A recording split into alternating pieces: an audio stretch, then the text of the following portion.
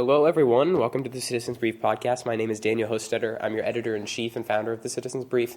Again, we are a nonpartisan political newsletter that produces every day if we can, and we write about the top political news stories with analysis of the White House and Congress and the courts and foreign policy. And today, we're having a very special episode on this podcast. We're going to talk about the March for Life. So last week on Friday, the team of TCB contributors went down to Washington, D.C., with a group from our school, and we got to experience the March for Life, which is incredible. Pro-life, an anti-abortion protest with thousands to hundreds of thousands of people there marching on the mall. This year, President Trump spoke, which was pretty cool. So I have here with me a couple of the contributors to have a little roundtable chat about our time there. So I got David Struble. Hey. And Tyler Williams, who does the Bluebird Report, and soon will be Science. Greetings. Yes, and we have Owen Miller, who works on sports.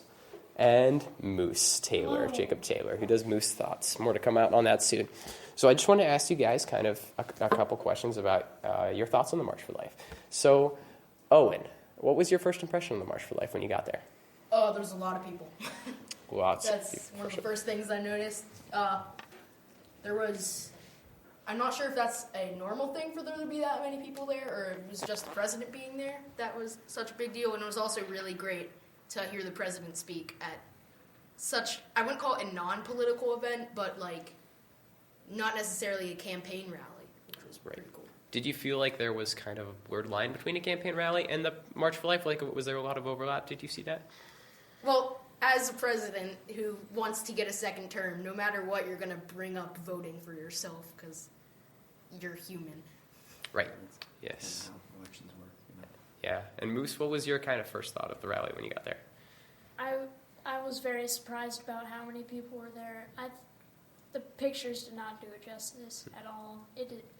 There's so many people there, and it's crazy. And it's amazing to see how many supporters for pro-life that we have there. That's not even just like all in the country. That's just like the ones that were willing to come over to D.C. and march around for 2 hours. So Absolutely. Yeah. It's really a powerful movement. There's a lot of people that are committed to activism and committed to fighting for their cause. Now, Tyler, what was your first impression of the march? That was the first march I've ever attended, and I must say that was quite a lot of people. I'm not the first person going to say that, but there was a lot of people, and they all seemed to be on board with this idea. They all seemed very serious about this event, and it wasn't even just a mixed group it was mixed, but it wasn't just random people showing up. There was organized groups, Knights of Columbus. Mm-hmm. There was even a family group. I forget which one they were, but they had their whole family emblem there and everything. It was tons and tons of different groups with each somewhat different backgrounds. Many of them were Catholic schools and whatnot, which is okay. But, there was no shortage of diversity in the groups there. Absolutely.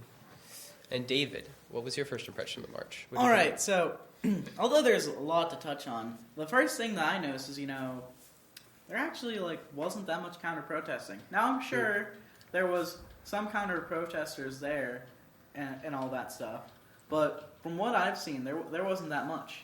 So for the few counter-protesters that might possibly have been there, they were definitely overshadowed by the pro-life people. For sure. And although I can't speak for all pro-lifers down the march, as Dad said, Tyler, That's a nickname. Yeah, nickname. Yes. It's there's a lot of Catholics, overall, religious people down there. So, yeah, it's I guess it's just one of those moments to see where the religious populace really come out and show their faith and opinion. For sure. Yeah. To your point on there not being many counter-protesters, I was watching because I noticed this a little bit last year, but this year I noticed that the only media outlets that were among the march, really, among the people, were small-time conservative outlets. The only mainstream media that I really saw was either one camera focused on the president, because obviously that was the huge draw, or I know there was a couple over by the Supreme Court where all the counter-protesters are. So I think the media does kind of show a little bit of a warped view of that, and it was interesting to see that firsthand. Yeah, although I can tell you that, giving a different perspective is the fault of both sides. Right. I will say that, what we call, leftist-aligned medias that usually go down there. Sometimes they don't even go down there at all. Mm-hmm. They usually just show the counter-protesters. And like Moose said before, the pictures not give it justice. We were there on the ground. We weren't even in the main march. Yeah, and we didn't even make it through the security, yeah. A large amount of people in D.C. Definitely. That's a big amount of people, even for the capital of the United States. Right. There's enough people there to block the subway trains. So Yes. it had to have been enough. I mean, DC's Right. everything is efficient. So if you can break that, then obviously there has to be some insane level of people there supporting a cause. Absolutely. This is open to anyone, but who is your favorite speaker and why? That's a tough one. Being able to hear the president in person for the first time was very great. It was just, you could tell by what he said that the way that he said it, you could tell that he cared, which is good, because most people, whenever they come out to certain events, you just say things like, hey, vote for me, but there was more than just a vote for me in that. But there's other people there who had survived failed abortions, or that their twin sibling was aborted, and their stories are so powerful and such a difference maker in this large community of pro-lifers. Absolutely. I know two of the speakers that spoke to me, the abortion survivors were just incredible, and that was moving to all of us. But the two that spoke to me the most were State Senator Katrina Jackson. She's a Democrat from Louisiana. She helped author some of the heartbeat bill stuff down there. And also the wife of the governor, John Bel Edwards of Louisiana, who's also a Democrat. And they were just so passionate about the pro-life cause, and they were so passionate about saying that being pro-life is not a partisan issue. It's more of a humanity issue. It doesn't have to be political. So I think that was an interesting perspective to see. Mm-hmm. Yeah. Now, I did like the speaker from Louisiana.